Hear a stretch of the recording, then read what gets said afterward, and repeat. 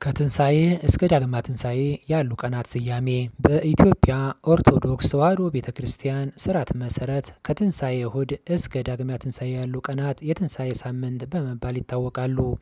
የእነዚህ ቀናት ስያሜና ትርጉም እንደሚከተለው ይቀርባል። አንደኛው ሰኞ ማዕዶት ይባላል። ማዕዶት የቃሉ ትርጓሜ መሻገር ማለት ሲሆን በዚህ ቀን ቤተ ክርስቲያን ነፍሳት በክርስቶስ ሞትና ትንሣኤ ከሞት ወደ ሕይወት ከጨለማ ወደ ብርሃን ከሲኦል ወደ ገነት መሻገራቸውን በማብሰር ታከብረዋለች። ሁለተኛ ማክሰኞ ቶማስ ይባላል። ቅዱስ ቶማስ የክርስቶስን በጦር የተወጋ ጎኑን የተቸነከረ እጁንና እግሩን ካላየሁ አላምንም በማለቱ ክርስቶስም ጣትህን ወደዚህ አምጣና እጆችን እይ፣ እጅህንም አምጣና ወደ ጎኔ አግባ፣ እመን እንጂ ተጠራጣሪ አትሁን ብሎታል። ቶማስም ጌታዬ አምላኬ ብሎ በመለሰ ጊዜ ጌታችን ኢየሱስም ስላየኸኝ አመንህ፣ ሳያዩ የሚያምኑ ብፁዓን ናቸው አለው።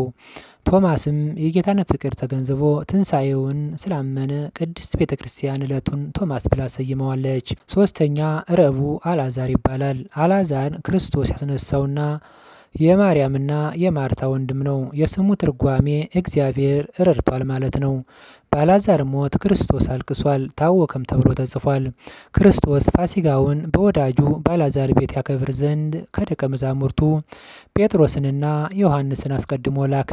ከዚያም በአልዓዛር ቤት ሆኖ የአዲስ ኪዳንን ሥርዓት ሚስጥረ ቁርባንን ሰርቶ ለደቀ መዛሙርቱ አሳያቸው። እነዚህ ታላላቅ ምስጢራትም የተፈጸሙለት የጌታ ወዳጅ የተባለውን አልዓዛርን ለማስታወስ ቅድስት ቤተ ክርስቲያን ዕለቱን በስሙ አልዓዛር ብላ ሰይማ ታከብረዋለች። አራተኛ ሐሙስ አዳም ይባላል። በዚህ ዕለት ለአዳም የተሰጠው የተስፋ ቃል ስለመፈጸሙ አዳም ከነ ልጆቹ በክርስቶስ ሞትና ትንሣኤ ነፃ ስለመውጣቱ ይታሰብበታል። ክርስቶስ ከተነሳበት በአምስተኛው ቀን ሐሙስ አዳም ይባላል። ይህም ከ5 ቀን ተኩል በኋላ ከልጅ ልጅ ተወልጄ አድናለሁ ብሎ ቃል የገባለትን መፈጸሙን ያመለክታል። ይህንን ለማሰብ ቅድስት ቤተ ክርስቲያን አምስተኛው ቀን ሐሙስ አዳም ብላ ትጠራዋለች። አምስተኛ አርብ ቤተ ክርስቲያን ይባላል። አርብ የእግዚአብሔር ቅድስት ማደሪያ በሆነችው በቤተ ክርስቲያን ተሰይማለች። ይህም ሁሉ ምስጢራተ ቤተ ክርስቲያን የተፈጸመባት ዕለት በመሆኗ ነው።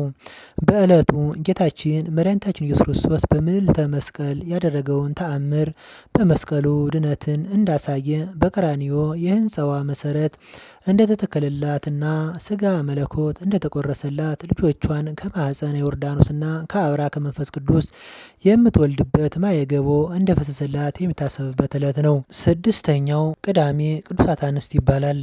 ቅዳሜ ቅዱሳት አንስት ተብሎ ይጠራል። ይህም ስያሜ በስቅለት ዕለት በልቅሶና በዋይታ የሸኙትን በዕለተ ትንሣኤ ሽቶና አበባ ይዘው ወደ መቃብር የገሰገሱለትን ከሁሉም ቀድሞ ጌታችን በዕለተ ሰንበት ተነስቶ ለተገለጸላቸው ለማርያም መግደላዊት የታናሹ ያዕቆብና የዮሳ እናት ማርያም የዘብዴዎስም የልጆች እናት ሰሎሜም መታሰቢያ ለማድረግ ነው።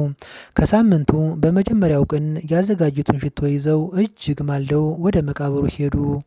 ሌሎችም ሴቶችም አብሯቸው ነበሩ እንዳለ ቅዱስ መጽሐፍ። ሰባተኛው እሁድ ዳግሚያ ትንሣኤ ይባላል። 11ዱ ደቀ መዛሙርቱ አይሁድን ስለፈሩ ተሰብስበው የነበሩበት ቤት ተቆልፎ ሳለ ጌታችን ኢየሱስ ክርስቶስ በመካከላቸው ቆመና ሰላም ለእናንተ ይሁን አላቸው። በማቴዎስ ወንጌል ምዕራፍ 20 ቁጥር 19 ላይ እንደተቀመጠው ጌታችን ኢየሱስ ክርስቶስ ለሐዋርያት ዳግም ስለተገለጠላቸው የክርስቶስን ዳግም መገለጥ በማሰብ ዳግም ትንሣኤ ብላ ቅድስት ቤተ ክርስቲያናችን ሰይማ ታከብረዋለች።